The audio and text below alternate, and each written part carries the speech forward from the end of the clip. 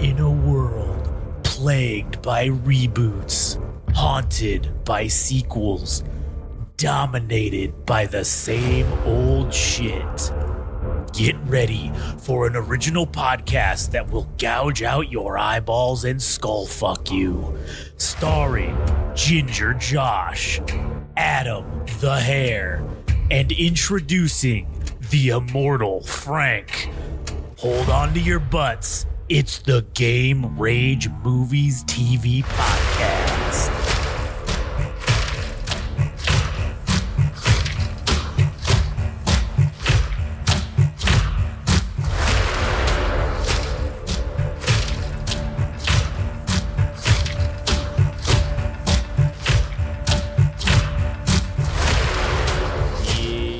Yes, indeed.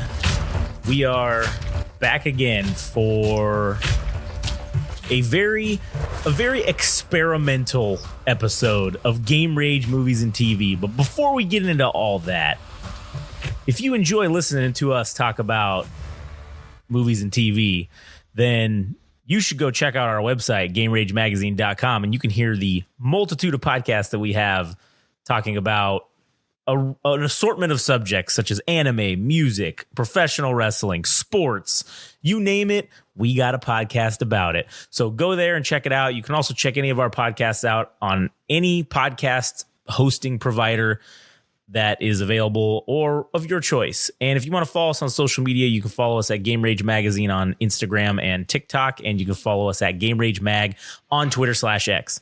Now, as you know, I'm Josh, and I am here today with Adam. Howdy.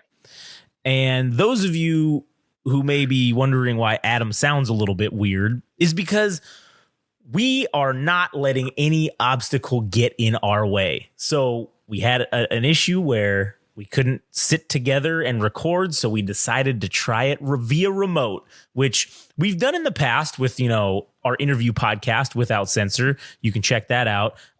June 19th, new interview with the world-renowned artist, aka BK.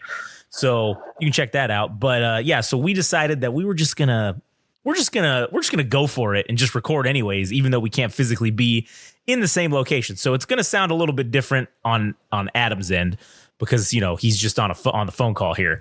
But it's gonna be the same type of stuff, same type of shit. It's just gonna sound a little different for just this episode and a couple episodes we're going to do tonight like this. It's not going to be the new thing. It's not going to be the new normal. It's going to go back to, this is just hey, sometimes we can't meet up. On the rare occasion that we can't, this is an option that we can utilize to make sure we get all this content made for the wonderful people out there and the wonderful Game Rage marks, or what do we call them? The Game Rage meat writers. Game Rage Giga Chads. Oh, yeah, Game Rage Giga Chads. Yeah, for all the Game Rage Giga Chads out there so we can get the content to you that you deserve. So, anyways, also, if you wanted to follow Adam, you can follow him at All Gas No Trash Official on Instagram, and he's got all the latest in music, news, and, new bands and whatnot. So, anyways, today we're now doing The Bear. We're still doing The Bear, okay? Now we're going to continue doing Season 1, episodes 3 and 4 of The Bear. So, Adam, I'll let you, since you've got the detailed notes, I'll let you kind of move us into it. Yeah.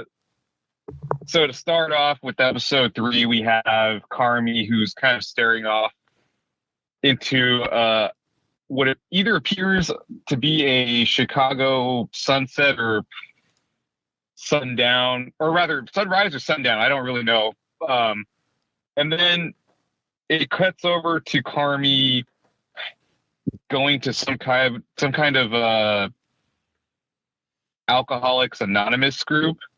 And there's a woman there who's giving this whole spiel about how her husband was an alcoholic, and she felt she was partly responsible for what was going on with his life, that she felt like, yes, she was a victim, but she also enabled her husband to do these things that enabled his alcoholism.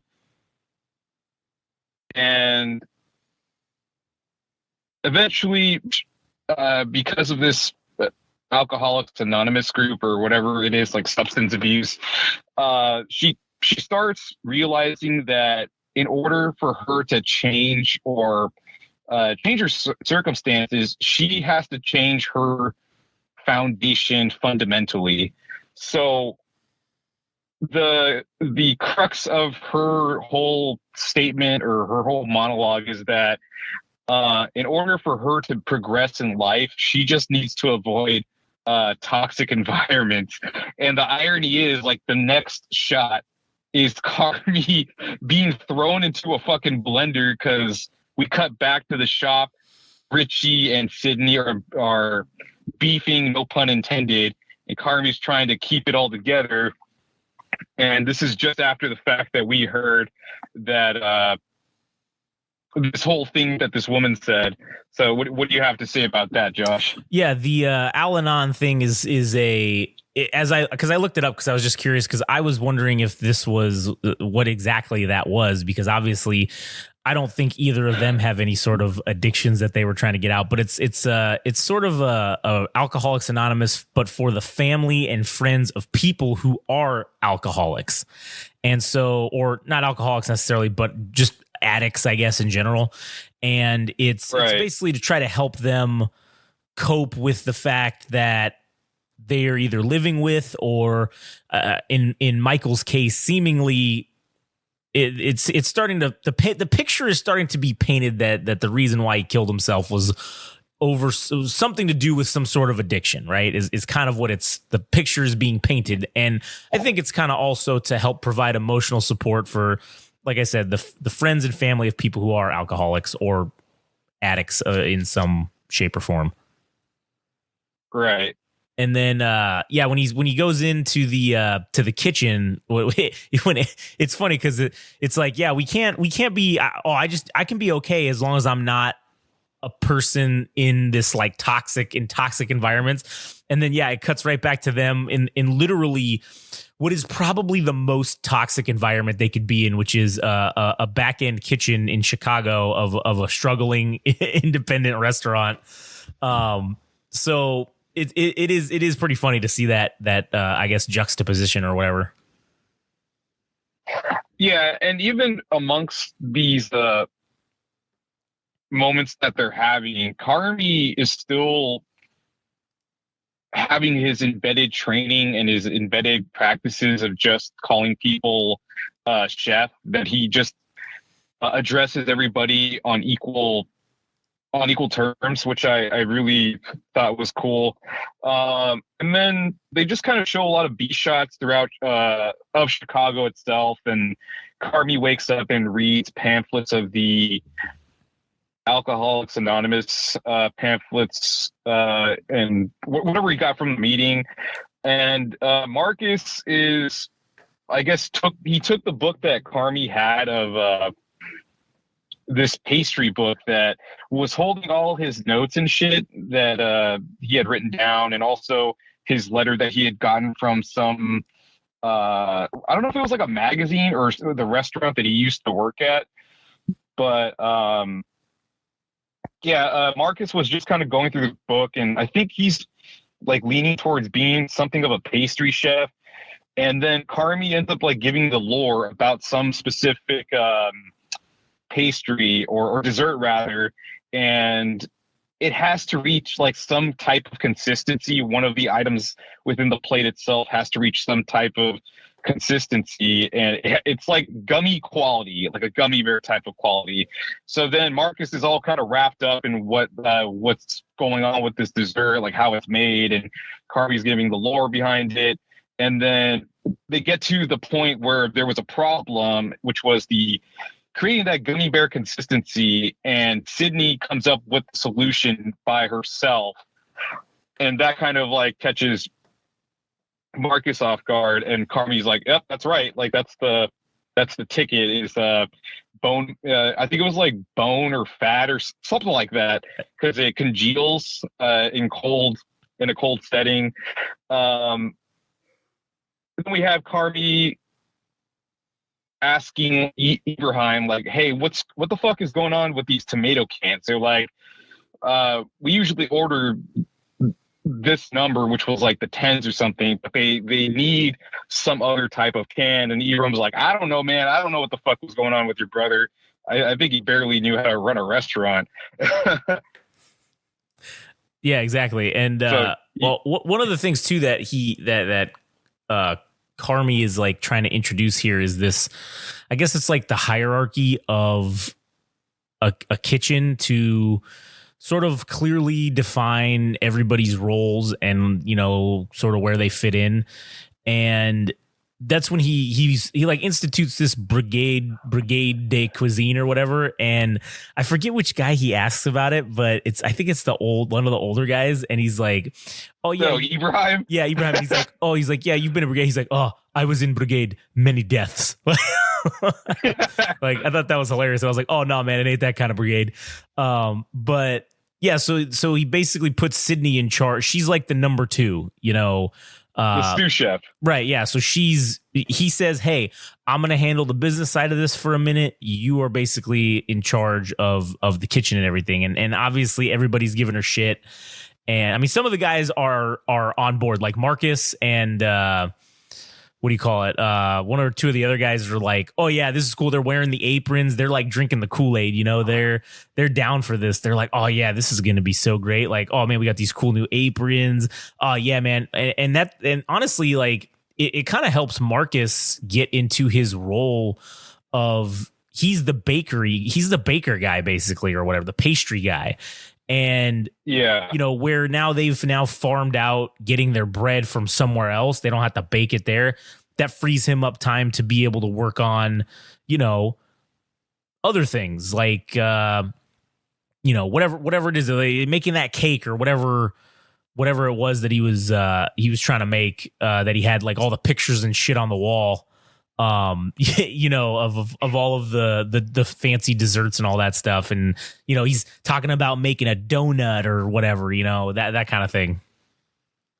Yeah. And, during this time, Carmy gets the call from a guy named Nico who's asking for Michael.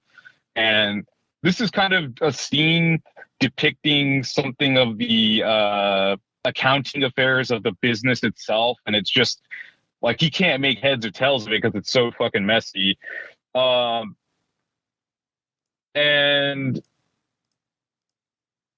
Carmy like brings it up to Richie, and Richie's like, "Oh no, don't worry about it. I'll fucking take care of it." I think that like causes concern for Carmy because I guess, like, I don't know if it's immediately evident, but Cicero, his uncle, is, I at least my interpretation is that he's a mobster. Yeah. How do you feel about that? Yeah, that's what I get out of it is he's some well-connected mafioso guy. That's how he's able to lend him all this money. I mean, you know, he lent him whatever, $300,000 or whatever the number was. And it's kind of painting the picture again, furthering that Michael was some sort of, you know, I don't know, like an addict or something to that effect, where that's probably 50 or more % of the reason why they were doing so poorly is because he was just spending all their money on drugs or alcohol or whatever it was that he was doing, just blowing their money on the back end and borrowing until obviously I don't know, because I haven't seen the whole show obviously, but it seems like probably that's the reason why he, you know, offed himself, was because, his debts just got too high. He knew he was never going to pay it back. He probably got into a depression, probably wasn't having his normal fix, and then that's what one thing led to another. Or, you know, maybe somebody killed him and made it look like he killed himself. I don't know. You know, one of his people he owed drug money to or something. I mean, yeah, that's entirely possible. And I think whoever this figure is probably contributing to some type of maybe image of his brother, because Richie's kind of, I don't want to say Richie's slimy, but you could tell there's something going on with this guy too. Yeah, he's not, and that in one of the previous episodes with the letter, that was a clear indication that, well, he found this letter and he could have just easily gave it to him. He gave it to Carmine, but he didn't. He just put it back under. He was gonna he put it on the desk, and then he thought about it, and he's like, nah, fuck that. And then he puts it back so that he won't see this letter, which who knows, maybe this is a letter that's important. Obviously, I feel like in storytelling purposes, you're not going to show us this letter just for no fucking reason. This is going to somehow be something that's important later on down the line. Right. So everybody's assigned some type of role to prep something individually, and Marcus has evidently become the pastry guy. I forgot what Ibrahim was. I think he was maybe like the meats or something. Yeah. And then like Tina, who is still on the rocks with Sydney. I think her being an older woman and having worked in that kitchen for a long time, she hasn't really warmed up to the idea of working with Sydney, because now she's technically superior to her as sous chef, rather. So in the course of the episode, Carmy is like having panic attacks because I think he's kind of worried about the whole thing with the accounting of this guy Nico calling, because I imagine that raises his anxiety, like, oh shit, now I got a mobster after me or something. Yeah. And so Carmy like eventually storms out and goes to this church, which I assume is the AA meeting that he went to previously. And then he's kind of left Sydney to basically take care of everything.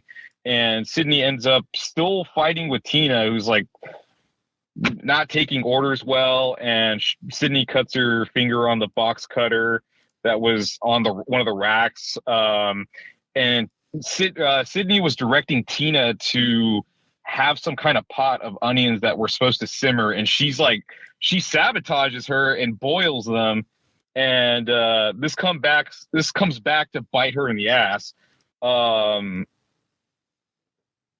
What else you got anything to add for that kind of segment of the episode? Yeah, and then it just was them messing with her throughout the episode, hiding stuff. That thing with the like telling her about, hey, like what's going on, just checking in, hey, do the potatoes this way, and she's like, yeah, I fucking know, Jeff, all right, like because she calls them Jeff as a disrespectful thing. And it's interesting to see later throughout the episode, she I think Sydney tells her something about, or does something to the thing that she's making, and then she's like, okay, maybe whatever. And then she like takes it out, tastes it. It's like the mashed potatoes or some bullshit. And she tastes it. And then she's like, oh, fuck, I'm going to take this to her. And then I think that's how the episode ends, is she takes it to her and she's like, here, just go ahead and get this over with. Just tell me how I'm fucking a piece of shit and how it's wrong. And then she tastes it and she's like, nope. She's like, if you're good with it, I'm good with it. That's like the thing that Sydney starts taking on, is like, hey, if you're happy with this, I'm happy with it. And when you're dealing with these type of situations where obviously you're a younger person in charge essentially of older people who've been doing this a lot longer than you, I think that's more of a appropriate way to take that, instead of saying, hey, listen, if you're happy with this, then I'm happy with it. Like let them, do the, oh yeah, you know what? You're right. This is bad. Let them figure it out. That it's bad, and say, hey, I know you can do better than this, instead of like lecturing them or whatever, because that doesn't work, for older people that, you're trying to tell what they can and can't do, so I just got to think that's right. And that actually takes place in episode 4, but that is something that does happen. That's kind of pivotal to the episode, because that seems to be a breakthrough from all the previous moments that Tina and Sydney had shared. But getting back to this episode, we're just still getting more. Dude, Marcus has just been fucking around and looking at this goddamn pastry book for largely the entirety of the episode. So that's kind of been his arc for the episode. So then we get like a prep montage, and Sydney is stressed the fuck out because nobody's fucking paying attention to her. And as you were saying, nobody's really listening to what she's saying, and she ends up having to cut more onions because Tina sabotaged her. And then Tina also sabotages her by saying, oh, what onions? Like, I wasn't supposed to take care of that. What are you talking about? So just very shady behavior from the staff itself. Like it's not that they don't like her. It's just like they're like kind of making her go through the ringer or as like a rite of passage that you kind of have to go through go through some shit in order to be respected in this kitchen. But evidently, like Sydney knows her shit, but she just doesn't have the respect of her peers just yet. Right. Yeah, exactly. And that honestly, because she's just, obviously she's very young and hasn't been super experienced, I guess, necessarily as opposed to some of the other people working there. So it is interesting to see that now she's trying to navigate. Okay, she has basically the most training or education in this field, and now she's been put in charge. So cool. How are you going to handle that? And then obviously, yes, she's beginning to earn the respect of some of them. Some of them, it comes a lot easier than others, but that's just kind of, it makes it feel more real because obviously everybody's different and every situation is different. So. And there was like a scene where Sydney was trying to get some kind of container of broth and she actually drops the thing, and Marcus and Sydney kind of had this moment where they were shouting at each other, or rather Sydney was shouting at Marcus for fucking around, and even them not really having a good moment or just not having a good relationship in this episode, or not vibing. He was still willing to help her out and clean up afterwards, even though Sydney was kind of pissed that they were pulling all these pranks on her. So then the episode kind of wraps up with the conversation that is had between Sydney and Carmi outside the shop, and he's basically letting her know that what's going on, like how come today it didn't turn out all that well. And she's like, well, I don't even know what to say. I mean, I don't even want to talk about it. And then she eventually opens up and says, like, the staff is pissed at me and Tina basically sabotaged me. And she's like, well, I don't know what to say. And then Carmi's like, well, I expected more out of you because you're the sous chef. So you kind of have to think, you kind of have to be more forward thinking when it comes to those times, because even if Tina fucks up, like it's still your responsibility. So you got to find the solution to that. And that comes into play in the next episode. And Carmi and her eventually come to some type of resolution that they kind of both air out their grievances, because even Sydney mentioned that Carmi hadn't him stepping away for like, I don't know, the whole day to go to an AA meeting and her taking charge. She didn't find that really cool. But Carmi also thinks, like, if you have this much potential, I kind of need more out of you. So, we're going to have to work on this French brigade method of running a shop. And then we get more B shots of Chicago. We get a nice little palette of some of the different locations of Chicago, kind of to give you an air of the environment that they're in. And Carmi's sister Sugar calls Carmi like 30 times, because at the end of the episode, it's revealed that Michael's birthday was on that day, or on this episode. And we end up where we start off at the beginning of the episode, which is Carmi staring off to the distance, which was like a really interesting ending. And I thought this was like a pretty good episode to highlight Sydney and what she's gonna like kind of shape out to be as far as like a character wise, because I'd say the first couple episodes have been putting Carmi like at the forefront, but now we're seeing more of the secondary characters, and I guess Sydney's probably in the main character category, but she definitely got a lot of screen time for this episode. Yeah, definitely. And, that was interesting to see that now.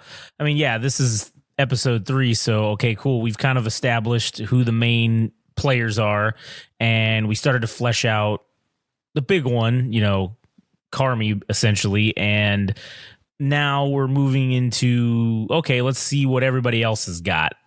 At the same time, we're still also fleshing him out as well. Yeah, and I think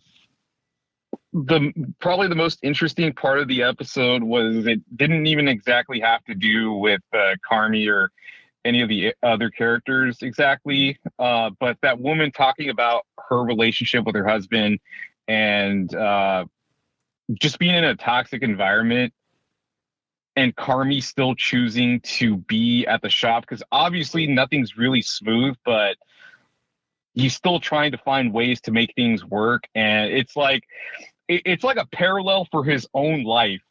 If he could fix all the things within himself, then like obviously the shop is going to turn out a little bit better over the course of time. So it's like, will things look visually better in the shop as he changes, as he's figuring shit out?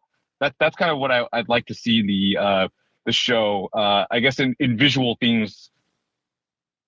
Yeah, no, I think that would be very interesting to see.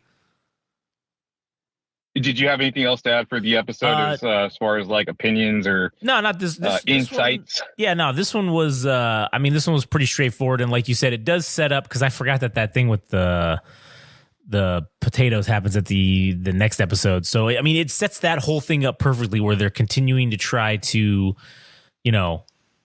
gain the respect of everybody, or Sydney is at least, and kind of get them all working, because they're on this working towards the same goal, trying to create the team environment. It's not just a bunch of individuals, individually doing things. It's a team effort, essentially. Everybody has to individually do their job well, and also contribute to the team, essentially.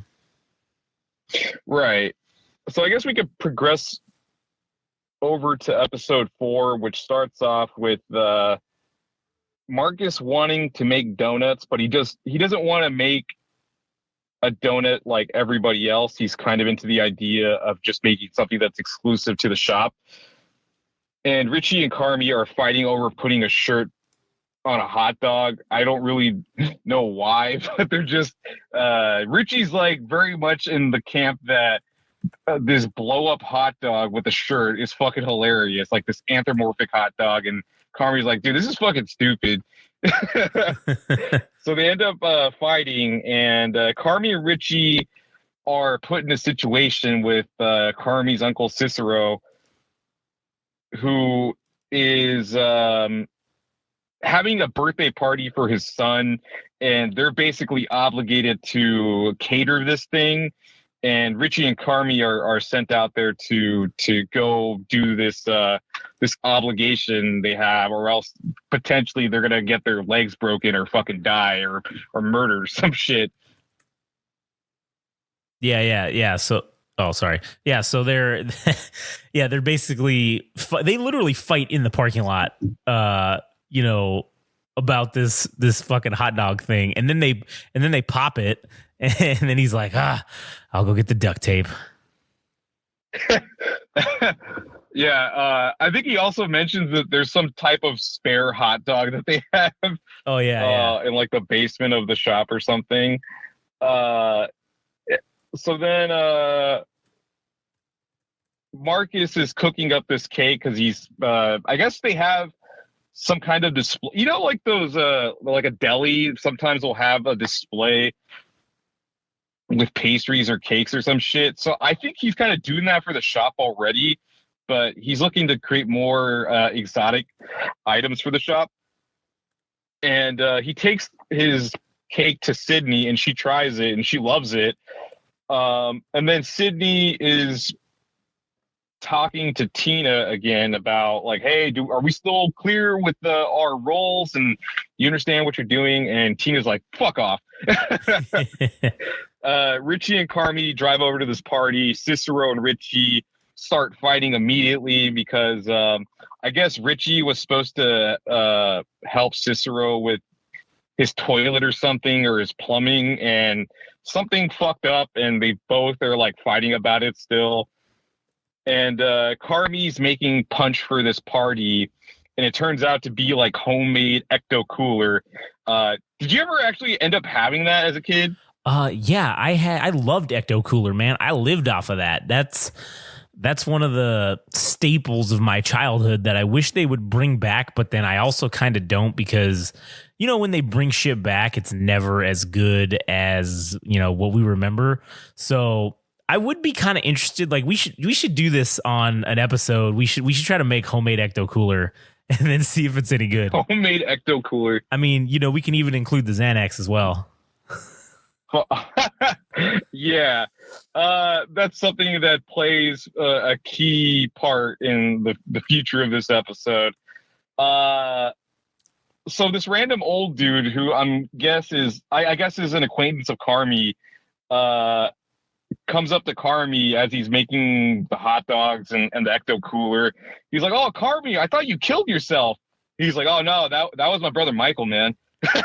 I was like, "What the fuck, dude? What an asshole!" Yeah, and then there's another guy that's like, "Oh, hey, how does it feel to be a loser?" Like, or something like that too. Oh man, it's such a dick move by these people that are presumed family friends or relatives, and they just assume he's a loser because he's a chef, and like little do they know that he's actually a world-renowned chef and probably made a grip of fucking money because he was actually pawning off, expensive clothing items that he did to get the 200 pounds of meat in the first episode. Yeah. So Carby doesn't have ketchup, and Richie's like, "I didn't bring ketchup because what kind of fucking asshole puts ketchup on a hot dog?" And I very firmly agree that anybody that puts ketchup on a hot dog is fucking wrong, and they need to get pinned up against the wall. And what is it? What is it called? A 21 gun? Or it's not a 21 gun thing, but it's like it's a firing. It's called a firing squad. A firing squad. Yeah. Wait a minute. What are acceptable condiments or toppings to put on a hot dog? Relish and mustard. What's wrong with ketchup? I don't know. It's just the sweetness of the ketchup. It's like, it just doesn't work. I don't know. I like the sweetness of the relish should be enough, and the tanginess of the mustard is like, that's all you need. Listen, man, I put all three. I put ketchup, mustard, and relish, and it's delicious. And if one is missing, it's not the same. I don't have any comments on that. So you feel your way. I feel my way. All right. Anyways, all right, continue. All right. So Carmi is making this Ecto Cooler, and Richie's like taking Xanax, and he unfortunately leaves this bottle of meds open, and a new character. We cut back to the kitchen, and a new character is introduced. And it's this guy named Chester who's friends with Marcus. It's his roommate, and he brings a book of color swatches because he wants to create his own color for his own donut. And he just kind of like wanders in the kitchen with like no regard for what's going on because he's just friends with everybody. And Sydney's like, "What the fuck, dude? Like, who the fuck are you? And what are you doing here?"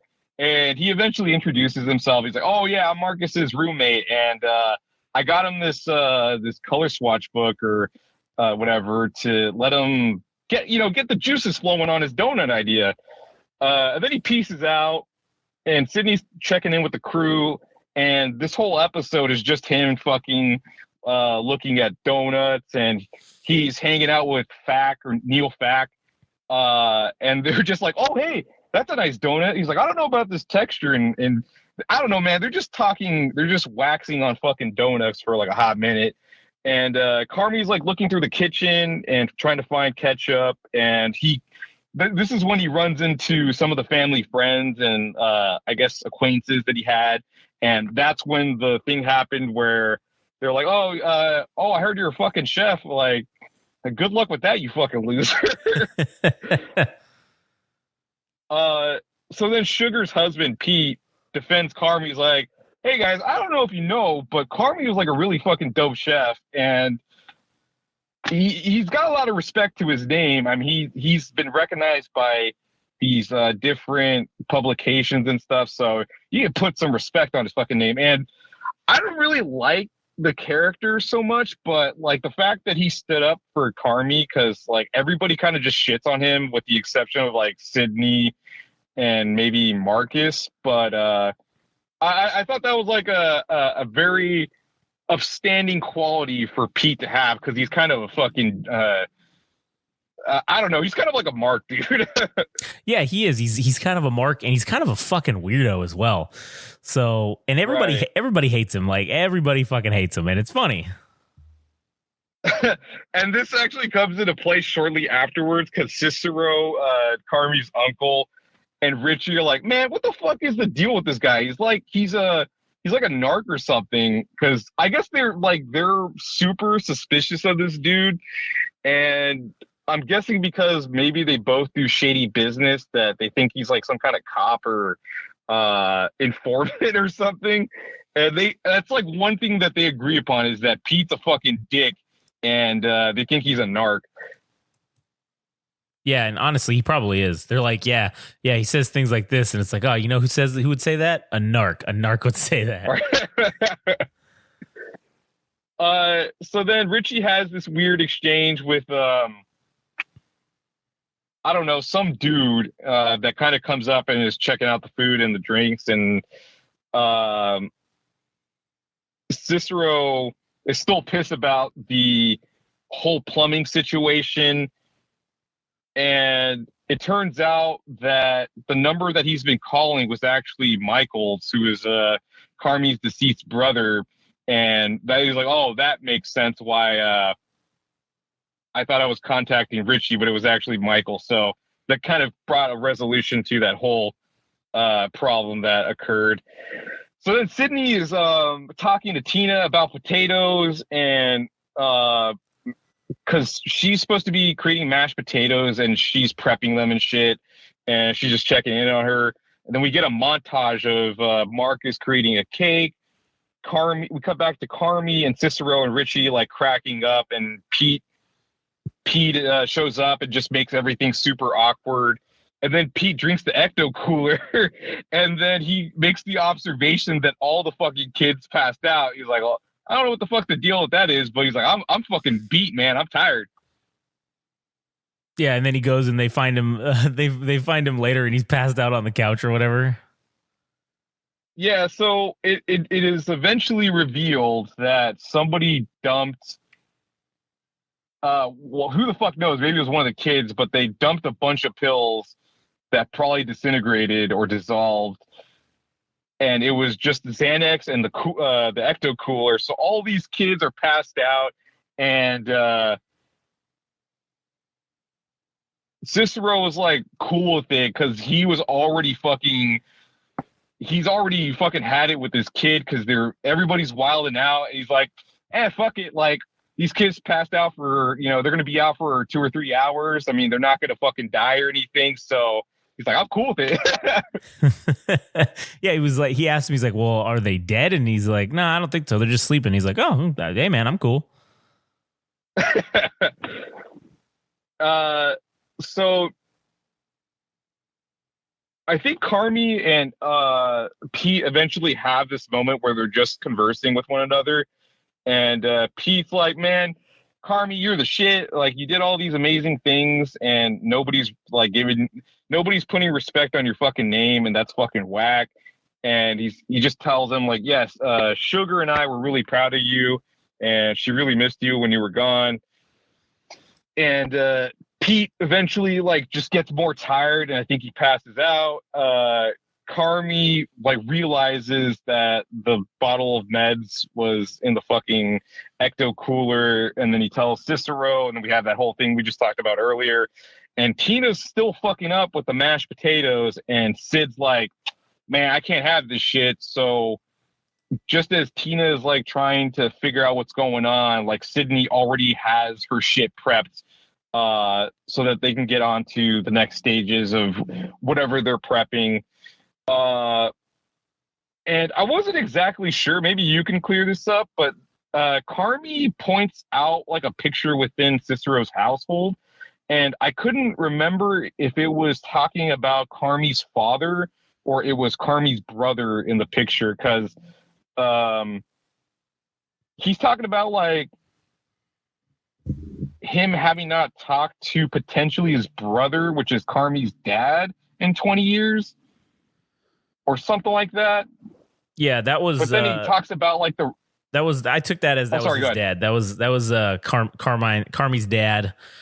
And he was like, "Oh yeah, you know, whatever. I hadn't talked to him, and I mean, they were talking about him like he was dead, obviously. So, obviously he's dead. But yeah, I think that's who they were talking about, was because he was talking about back in the day when they were, you know, younger or whatever, which would imply that this guy was like of similar age. I think he said that they were like right around the same age or whatever, almost. And he was like, "Oh yeah, you know, he's more of like a."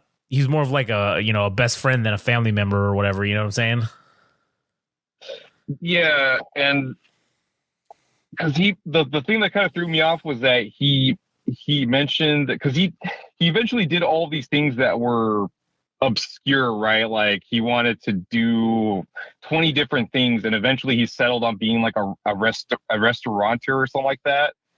Yeah. So I thought that was implying Michael, but I guess maybe his dad was into the business of food as well. Yeah, I imagine that's probably where he got the restaurant from, and just in general, you know. Yeah. So then, after this conversation between Cicero and Carmi, or rather, Cicero tells Carmi like, "Hey, I know we kind of had a good situation here with this whole party thing, and like it worked out great, but just know that this doesn't change anything, and you still owe me 300 grand, and I still don't believe you're going to turn this around. But I will say you knocked 2K off of your debt, so now he's down to $290,000. Oh, and $50, by the way. And then he was like, "Wait, what's $50?" He's like, "What's the $50?" Made that a Yeah, and he asked him what made that a point to bring that up. Yeah, he asked him what's the $50, and he's like, "Ah, shipping and handling."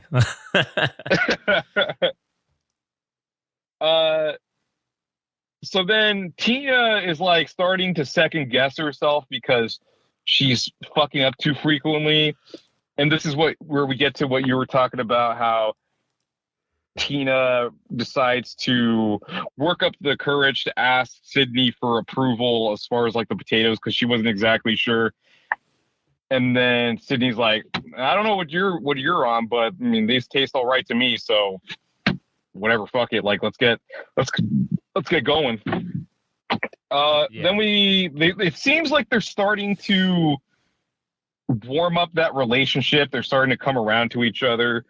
Marcus is still fucking around with like pastries and desserts and shit. Richie and Carmi say bye to Cicero. And as Carmi leaves the household, Cicero actually calls him Bear. I don't know if you paid attention to that. Yeah, I noticed that. So then Pete is like passed out in the car, so they take that son of a bitch with them in the car, and they're driving back home, and they take their shit off and like meet up with the staff and everything. And Marcus is like, "Oh, here, check out this baller cake that I made." And fact, the fixer guy that just kind of takes care of everything as far as like not food related, but just any electronics or hardware or tools that they need fixed, he ends up fixing them. And he just kind of invites himself to the cake party. And Carmi's like, "Man, this shit's fucking dank." And that's kind of how the episode ends. So another cool like episode to show more of the secondary characters and everything. But obviously, I think Carmi and Richie's like relationship is like further entrenched. We get a little bit more lore behind Michael and also Carmen's family, and like what the deal, what the stipulations are as far as the deal goes, like what's happening with like with the guy Cicero and all that shit. So it just kind of enriches all the characters. So I don't know, man. And it wasn't so downtrodden as like the other episodes when everything's really hectic. This one was kind of like more lighthearted, and we get to learn more about the relationships between Richie and Carmen, and also Cicero. Yeah, and I just feel like something bad's about to happen in this show because they started off with this real bleak, hectic shit, and now it's starting to like come together, and it's this guy ain't gonna get he's not gonna get the happy ending, so it's almost like, oh man, something bad's about to happen. I can feel it brewing.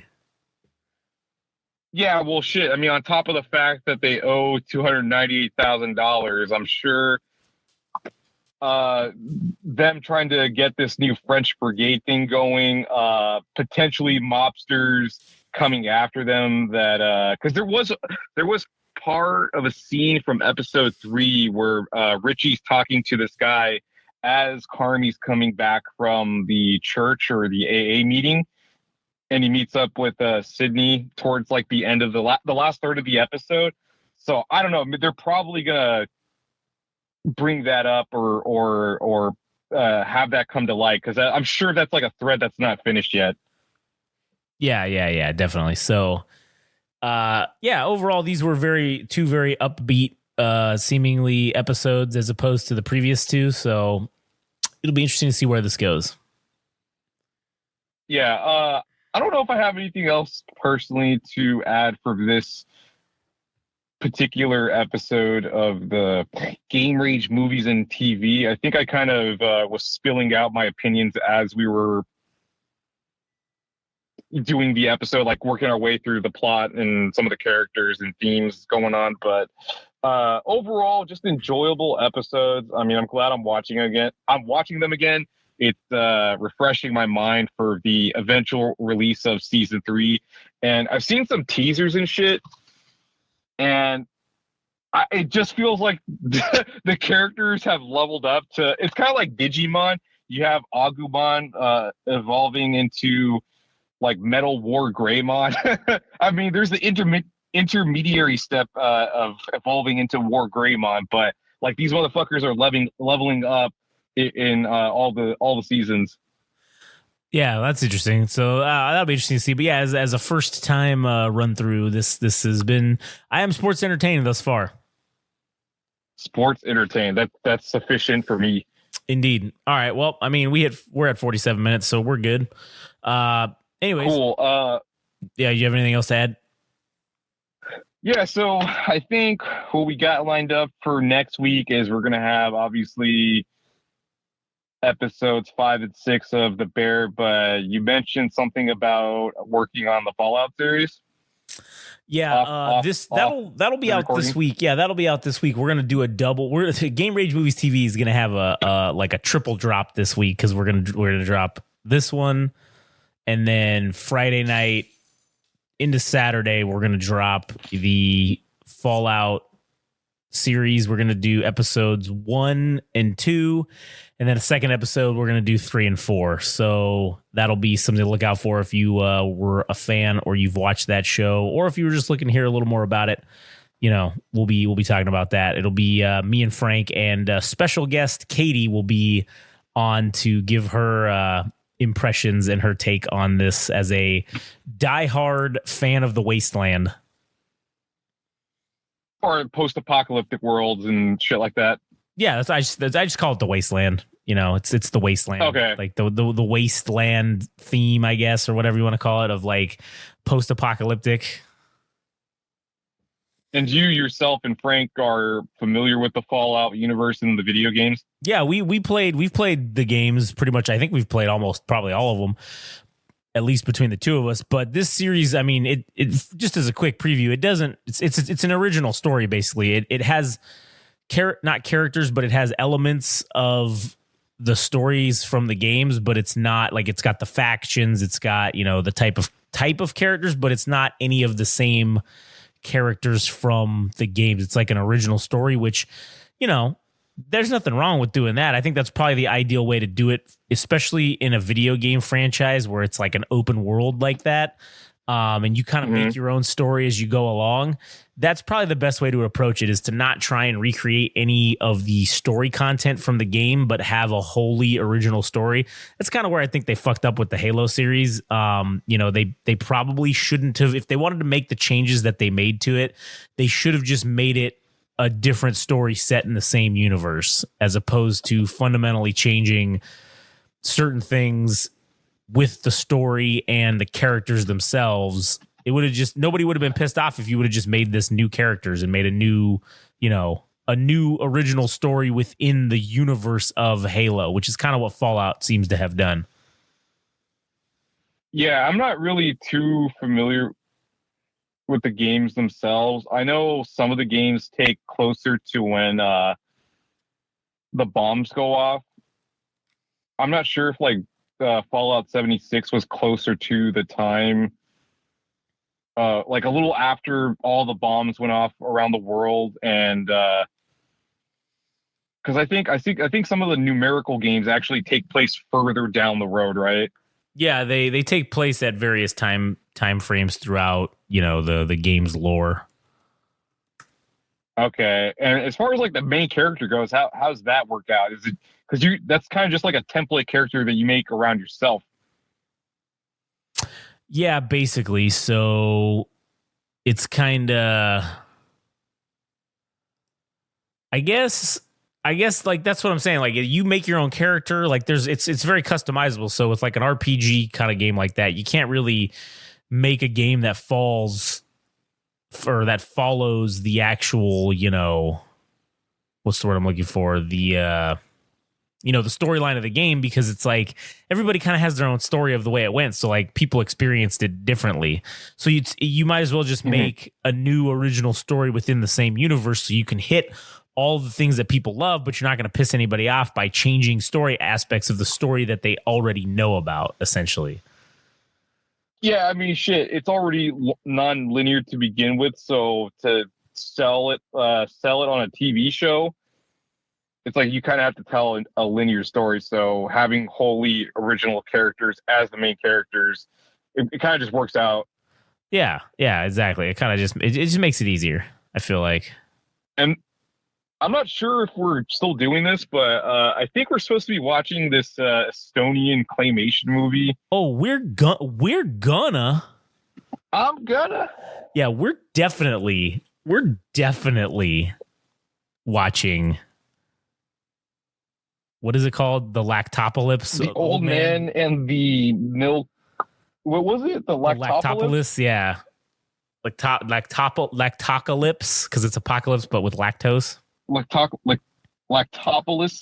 Yeah, it's a hard word to say. I don't know. But anyways, yeah, that's definitely happening. It's going to be in the next 2 weeks. We're gonna watch that. And this was a recommendation from AKBK, the artist that we are interviewing for Without Censor. So if you want to check that out, because this episode is going to be posted shortly after we are done recording, look forward to it. It's on June 19th, the coming Wednesday, June 19th. Look out for it, and hopefully you listen to it and check it out.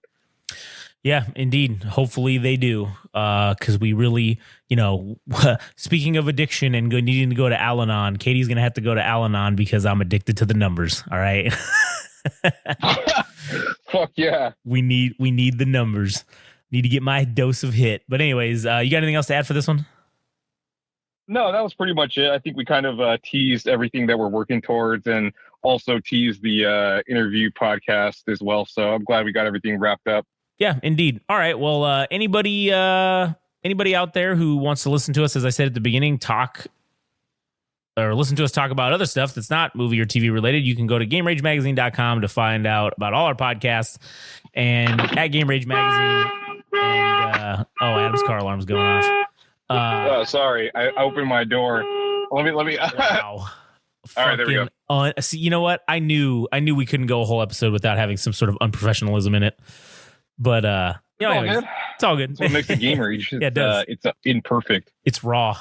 So it's raw. It's off the cuff. Yeah. Anyways, all right. Well, I guess thank you guys for listening, and we will catch you on the next one. Oh, hey there, buddy. It's me, 1930s announcer guy, here to congratulate you on making it through this episode. As our heroes are getting in their jalopies and riding off into the literal sunset, they wanted me to tell you thanks for listening to their radio broadcast, and should you be so kind as to follow them on some fancy schmancy radio station publication called Instagram and TikTok at Game Range Magazine, and on some other thing called Twitter/X at Game Range Mag. Also, they wanted me to inform you and ask if you could be so kind again as to visit something called the website at www.GameRageMagazine.com.